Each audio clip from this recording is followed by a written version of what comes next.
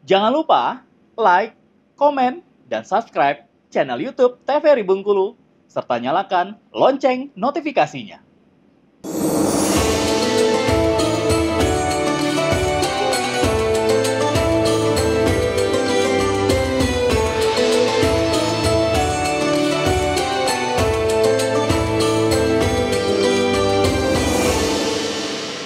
Baik pemirsa Mutiara Kalbu TVRI Bengkulu, tentunya kita kembali di Mutiara Kalbu TVRI Bengkulu untuk edisi hari ini dengan tema kita mengenai ibu madrasah pertama di rumah, dan kita akan langsung masuk ke segmen berikutnya yaitu mengenai segmen tanya jawab. Nah, kita akan memberikan kesempatan kepada ibu-ibu dari Majelis Taklim An-Nabah untuk bisa memberikan pertanyaannya dengan tema kita ibu madrasah pertama di rumah.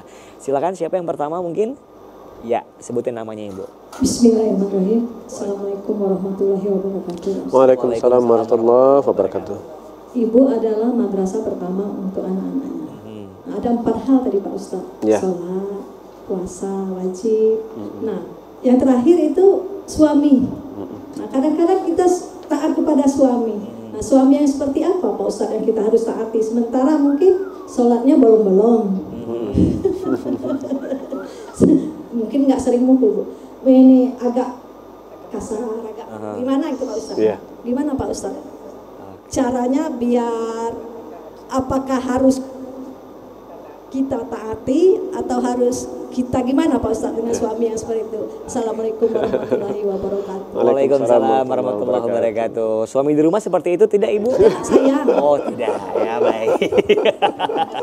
Oh, tetangga sebelah. Baik, luar biasa ya. Itu dia pertanyaannya Pak Ustadz. Tadi kan ada 4 hal dibilangin bahwa salah satunya adalah taat pada suami. Nah, kalau suaminya itu mungkin ibarat kata tidak patut untuk ditaati. Nah ini Pak Ustadz, ini seperti apa? Apa yang harus dilakukan? Ya, baik. Pertanyaan agak menggeli, Bu. Tetapi memang dalam realita yang terjadi banyak ya suami yang tidak memberikan teladan yang baik kepada istri. Harusnya seorang suami itu, suami kan nahkoda, pemimpin ya dalam sebuah kapal, suami yang membawa kemana. Namun bagaimanapun juga seorang istri meskipun dia seorang pejabat ya, dia pekerjaannya lebih istimewa daripada suaminya di luar, tetapi kalau sudah berada di dalam rumah, istri harus di bawah komando suami. Sekarang kalau kita suaminya yang tidak, tanda kutip, tidak soleh ya, kemudian apalagi dia sering menyakiti, dalam bahasa kita itu KDRT ya, apakah KDRT itu sifatnya fisik ataupun psikis, itu tidak diharuskan atau tidak diperkenankan dalam Islam. Nah, setiap istri punya kewajiban untuk mentaati suami selama suami tadi memperlakukan istri dengan baik gitu, atau selama seorang suami itu memerintahkan kepada hal-hal yang baik gitu. Saya pernah kejadian Ibu ketika ada kasus di lapangan, seorang suaminya ketika mereka sebelum menikah itu sang wanita tadi pakai jilbab. Namun ketika setelah menikah, apa kata suaminya? Dek, kamu nggak usah pakai jilbab, ya, karena lebih cantik nggak pakai jilbab gitu. Nah sekarang bagaimana? Apakah kita taat seperti ini? Maka tidak diperkenankan untuk taat. Kenapa? Karena dia melanggar aturan dari Allah Subhanahu wa Ta'ala. Seharusnya sang suami itu justru menjaga istrinya, menutup gitu. Tapi kalau itu bertentangan dengan nas, bertentangan dengan agama kita, maka tidak ada kewajiban untuk mentaati kepada suami.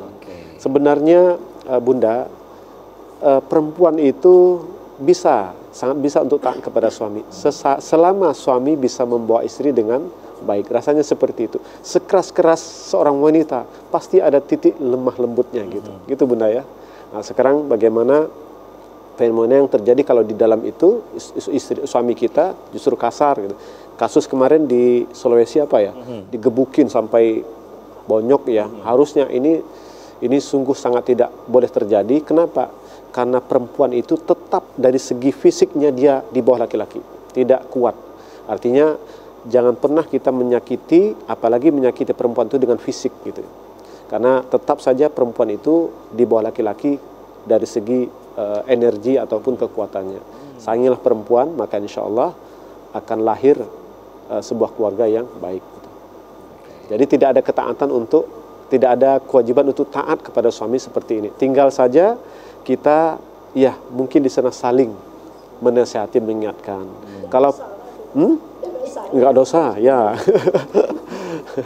Oke, Ya, baik. dan harus sabar juga Bu ya menghadapi suami seperti ini. Mudah-mudahan suatu saat dia insaf, sadar gitu. Oke, baik. Cukup Ibu? Baik, luar biasa. Nah, selanjutnya Bingun silakan dari siapa lagi yang di belakang boleh masih kita berikan kesempatan bertanya kepada ibu-ibu dari Majelis Taklim An-Nabah. Silakan. Bismillahirrahmanirrahim. Assalamualaikum warahmatullahi wabarakatuh. Waalaikumsalam warahmatullahi wabarakatuh. Perkenalkan Pak Ustadz, saya Ibu Deski dari Majelis Taklim An-Nabah. Iya. Pertanyaannya adalah, di era digitalisasi sekarang ini, pola pengasuhan seperti apa idealnya yang dilakukan oleh kita sebagai orang tua, khususnya mungkin sebagai seorang ibu? Apakah harus bersikap halus, lemah lembut, ya, penuh pengertian, ataukah harus bersikap tegas, ada sedikit-sedikit sentilan halus? Bagaimana Pak kira-kira seorang ibu harus bertindak? Demikian Bapak. Assalamualaikum warahmatullahi wabarakatuh. Waalaikumsalam warahmatullahi wabarakatuh. Boleh silakan langsung aja dijawab Pak Ustadz. Terima kasih Bu Desi pertanyaannya. Di era digitalisasi seperti ini tidak sama didikan anak kita ketika kita mungkin masih waktu SD dulu ya. Karena perubahan zaman itu sangat berubah sekali.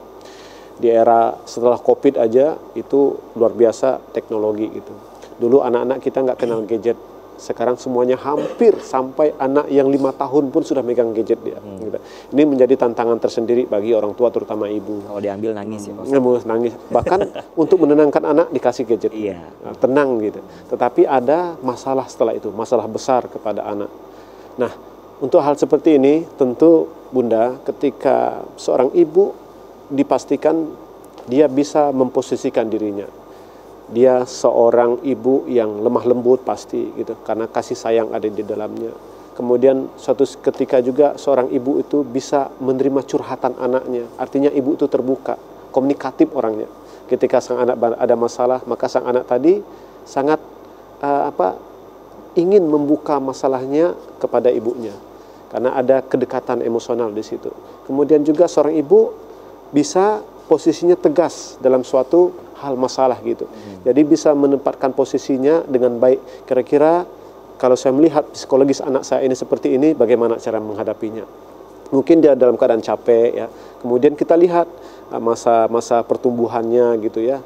Dari usia 5 tahun, 10 tahun, belum lagi masa baliknya gitu. Maka seorang perempuan, ibu pun juga harus mengetahui termasuk ibu tentang masalah teknologi gitu ya. Kenapa anak-anak kok sering nggak komunikatif ya? Karena ibunya juga sibuk dengan gadgetnya. Sibuk dengan gadget, anak sibuk gadget. Akhirnya nggak ada komunikasi di situ. Pas makan pun gitu gadget juga. Harusnya seorang ibu ataupun seorang ayah, orang tua di dalam keluarga itu memang membuat suatu aturan disiplin gitu.